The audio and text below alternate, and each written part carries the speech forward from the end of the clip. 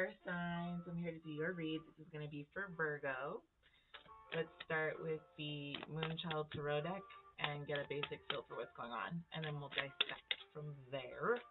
I hope you guys' week has been going really well. This is kind of just like a midweek, end of the week checkup. And sorry, I'm gonna put all these down, but whatever.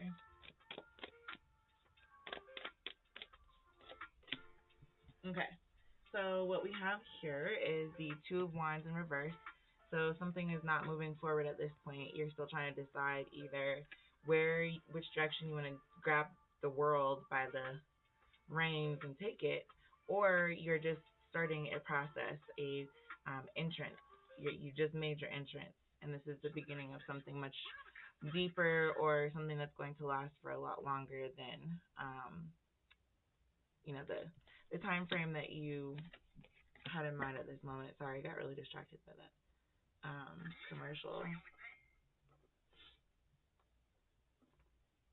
Anyway, there looks like there's a reunion that you're not really either looking forward to, because I'm just seeing how her hair is falling across her face a little bit.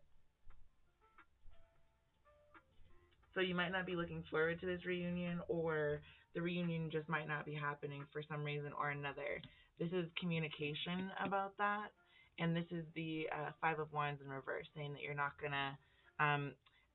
So this an example of the energy I'm getting off of these cards would be if you had scheduled to arrive at a certain place to meet with some people, maybe go on vacation or something like that, at a certain time or place, right? This is you deciding, hey, you know what? I'm not going to be arriving on time. I'm going to text them and let them know that I have no defense for that. I have really no excuses. Okay, but this decision needs to still be communicated in some way, so that you've got a way to kind of let people know what's going on, because otherwise there's going to be a collection of people that are just talking amongst themselves, perhaps stipulating about if you're all right, where you are, that you're always late. You understand what I'm trying to say. This is prevention, and the benefit, or I guess like the consequence or the follow up of that prevention. So you were able to, like, crisis averted.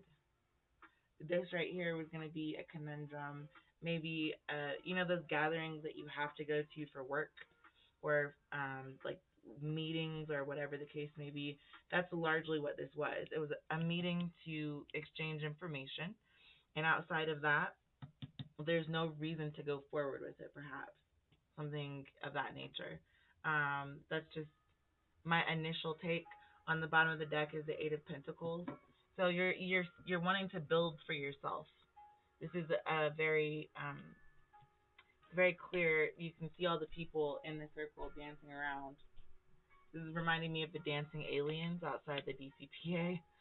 But there's a group of people here that you're just not like wanting to offer something to, offer the world to, or necessarily shine a light on.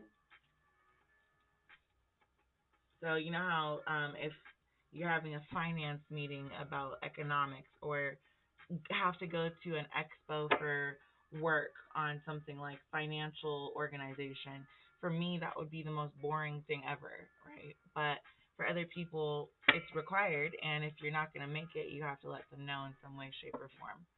So this is largely, I'm also just seeing that this portal right here looks a lot like this portal right here at the bottom of the communication card.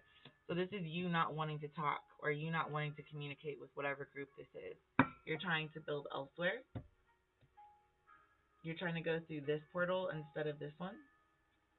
So more of an Odyssey and an Iliad than a continuum of, spiraling events or something like that, is just what I'm hearing. I'm going to use the motherhood deck to clarify. This deck is gorgeous, and it is by Karen Vogel and Vicky Noble. So, okay, so Six of Discs. Yeah, you just feel like when you put input into whatever this is, it's not necessarily equal. That there's you're doing a service or receiving a service that is not being reciprocated. So this is a person giving another person a back massage, and perhaps that's not going back to the person who originally gave a back massage. You know how you say, "I'll give you a 10-minute back massage if you'll give me one first." There's that two of cups. Everyone loves that. Who doesn't love a good back massage, you know? However, if you're communicating that you want reciprocal relationship, and rather than reciprocal relationship coming to fruition, this is the Five of Swords in reverse.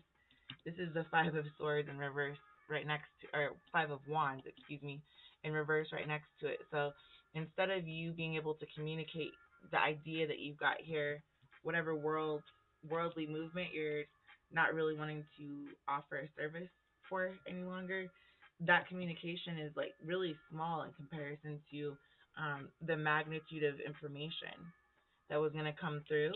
And because you're not able to direct the information in a way that feels safe to you or necessarily acceptable, I'm just seeing the bee and almost feeling somebody sweating, being really nervous about a bee. You know how little kids get freaked out and start yelling and screaming and run away, and you just have to tell them to stay calm when a bee is circling their head.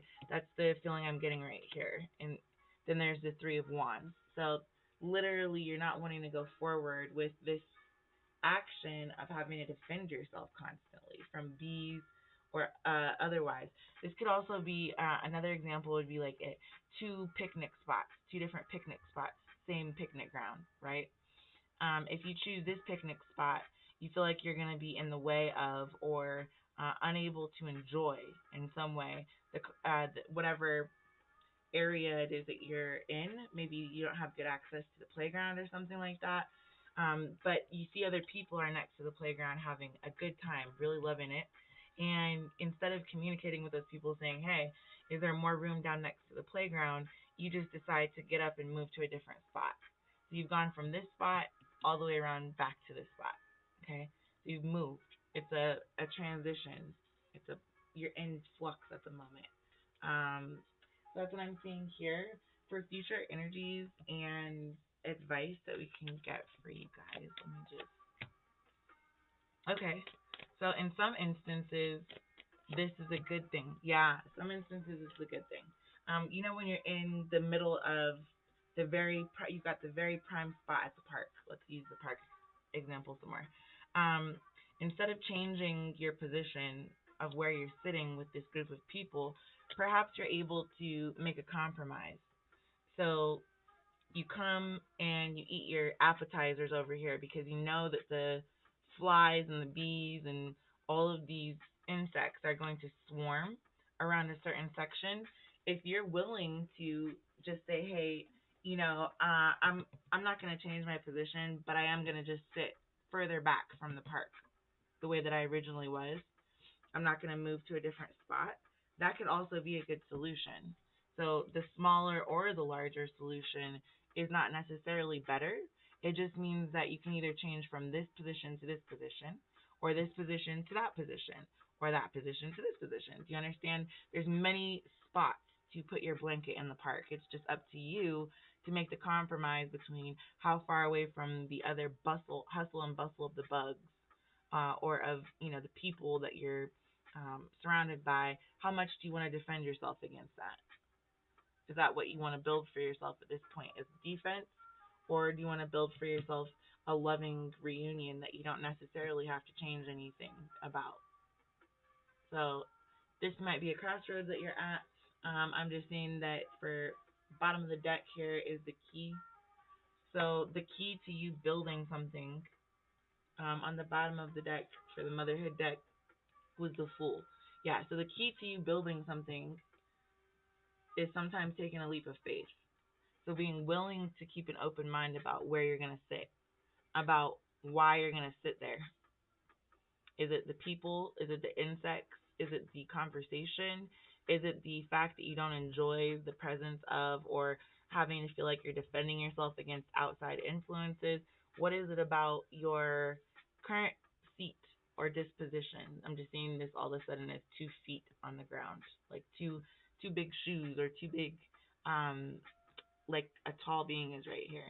It's just like the overall message could very much be that this the flight or the movement or the tracks that you're making with your these big old boots could be something of a. I mean, this is a bird. It's not a bird, but it's a butterfly. So the birds and the bees, the butterflies that you get in your stomach, um, the the way that you feel when you're at the park with family and friends, that's supposed to be an uplifting feeling that makes you feel excited to change whatever it is that you're doing into a communal attribute. And at this point, I feel like you can also know and take solace in the fact that without changing, you know you don't even have to you don't have to change in order to have the same exact path. Eventually, you will move because you will get uncomfortable with the amount of insects or the group of people or the conversation that you're having, whatever situation this could be. So the point of this is that the first step of transformation is to find what it is that you're not necessarily uh, comfortable with, and then taking the leap of faith to make that change. So anyway, that's all I have for now, and I'll catch you guys next time. Okay, and take care. If you enjoyed this, please like, share, comment, subscribe, and I shall talk to you guys next time. Bye.